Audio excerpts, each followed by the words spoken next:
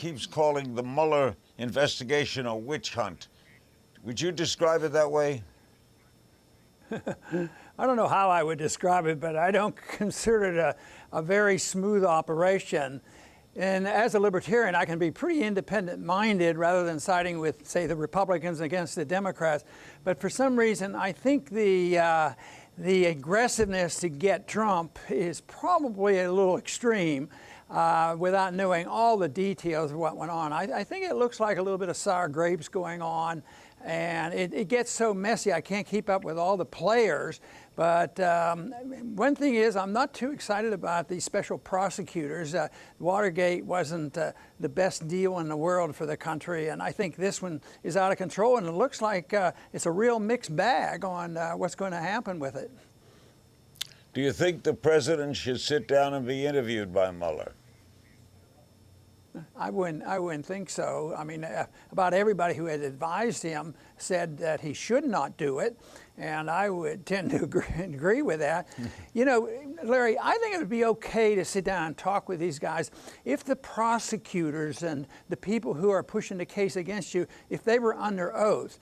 But they have the advantage of not being under oath. They can say anything they want and twist things. So I don't like the process at all. I often wondered why prosecutors don't have to be under oath, and they can just say things and twist them and get people into trouble. But they say the system is very, very difficult to remember every single thing you've ever said, and a prosecutor out to get you, it's very difficult. I don't think it's fair to the person who has not been charged with a crime and they're looking for a crime. There's a great disadvantage there. So I don't like the system way it is, but I certainly think it would be risky for him to get involved, mainly because of his history, because he probably doesn't know from the beginning to the end exactly what he's going to say.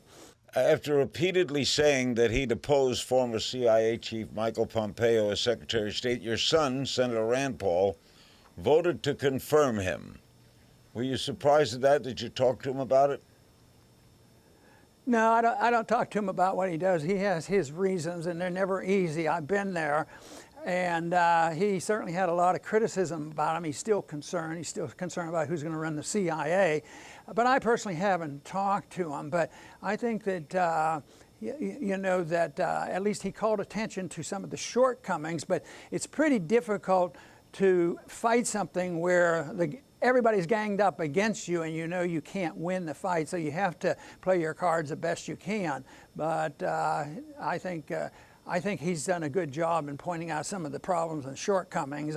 I don't think Pompeo is going to do a great service for our country. I think he's way too hawkish for libertarians. You know, he's looking for a fight, and he wasn't a very good protector of civil liberties. So he could never excite me to be, you know, a strong supporter of what he's doing, like so many conservatives are.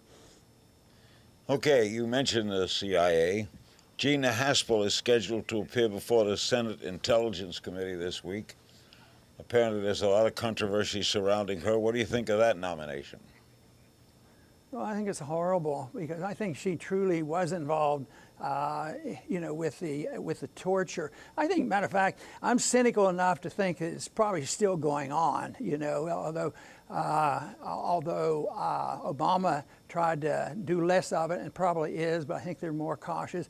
But torture has been around for a long time. I think it's despicable, and I think she was too close to it, and she too is similar to you know, Pompeo on the policy. It's aggressiveness, it's interventionism, warmongering. Civil liberties don't mean a whole lot. So I don't think the country's better off with somebody like Haspel in the CIA.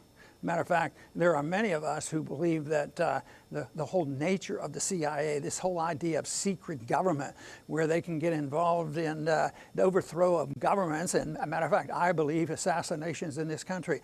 Too much secret government, it contradicts everything a libertarian ought to believe. What's your assessment, Ron, at this point, overall, of the Trump administration? Well, of course, you mentioned now, because it has a while to go. I can't get too excited. I'm glad there's been some economic changes made. You know, I believe in lower taxes and less regulations, and he's been a cheerleader for the market, and we do see some improvement. I don't think things are as good as they claim, because you know, the labor participation rate has not improved, and half the people don't even get counted. So there's still a lot of problems, but there has been progress. But if you look at the size and scope of government, no improvement whatsoever. There's still a lot of spying going on, more than ever before. More money spent on militarism, not on national defense. And there's more money spent domestically. I mean, he could be a good Democrat, you know, if he's going to spend her. But that tends to be the case, that Republicans, you know, tend to like to spend it their way. I think it's always, when I was there, I always thought it was an argument over, do we get to write the checks, or are you going to write the checks? And we have our friends and you have your friends. Because look at the, I'm sure you remember the Reagan administration. He truly didn't turn out to be a fiscal conservative, and on the short run, it gave a boost to the economy. And I agree with that. You print a lot of money and borrow a lot of money and spend a lot of money, you can give a boost to the economy, but it's all on borrowed money, and you always have to pay for it. And I think that's what we're getting ready to do. We're starting to do it because there are a lot of weak spots out there, and one is the maintenance and the payment of the debt that we have. And so I'm not happy that so much of that direction has not been changed under Trump. He's going to continue to be a big spender, and I don't think he worries about deficits and debt as I do. A couple of days ago, the National Taxpayers Union released a letter signed by a very diverse political group of more than 1,100 economists urging President Trump to reconsider his tariff policy. You're an expert in these kind of areas. Where do you stand? Well, if the letter was as simple as you said and didn't have too much other in it, I probably would have signed it. It should be reassessed. Sometimes, fortunately, it's more bluster and talk, because he'll say, I'm going to do this, this, this. And then when the program is imposed, it's not quite as bad. I keep hoping maybe that will be with the tariff.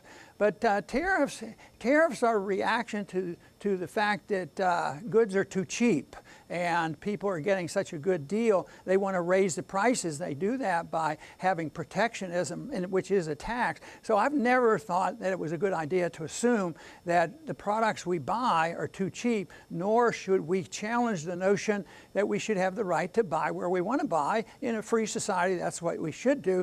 Not only is it a right for you to do it, but it also is an encouragement to the people who aren't doing a good job. What if you can get a better product from overseas at a better price, and then somebody comes in and say, oh no, we can't do that. We want you to pay more for something that isn't as good. So I think protectionism, very, very bad.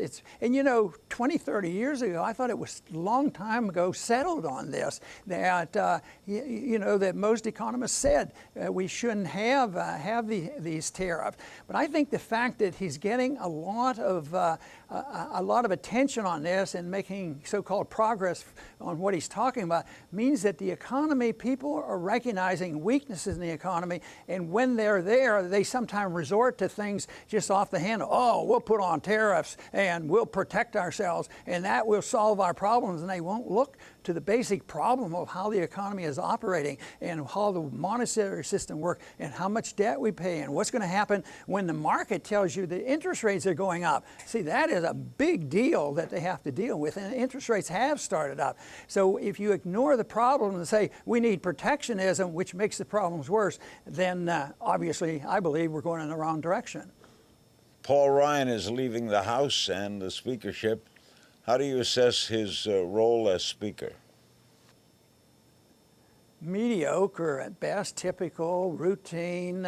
I knew him for pretty well, and he always, you know, would mention his libertarian leanings and background and this sort of thing. But I think it's typical, play the game, he get ahead. I don't think you can even become a chairman of any committee without playing the game. That's why an individual like myself, I could have stayed for longer periods of time. I mean, you're required to raise millions of dollars, like $30-40 million to become a campaign chairman. You have to play the game. So if you become a chairman of a major committee or a Speaker of the House, you play the game, and you play the game not only with the insiders in Washington, but you play the game with the outsiders too in order to get the donations. And that means you play games with the deep state and the crony capitalists out there that always want to be taken care of. So I would put him in that category, although on a personal basis, it was always very friendly conversations, and on a social sense, we got along together.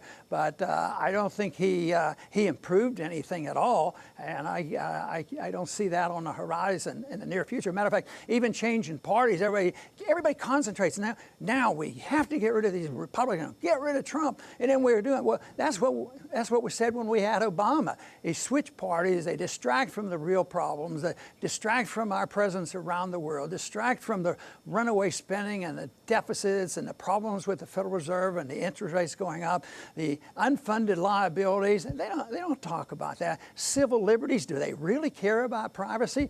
All that yelling and screaming over the years. Last year we just heard in the news the monitoring surveillance of every American went up 300%, 500 million times, and that's all they're doing. And we moan and groan a little bit, but nobody really cares. There's not any difference between the two parties, and that to me is tragic. Ron Paul, as always, thanks for your time today. Thank you, Larry. We will make America great again.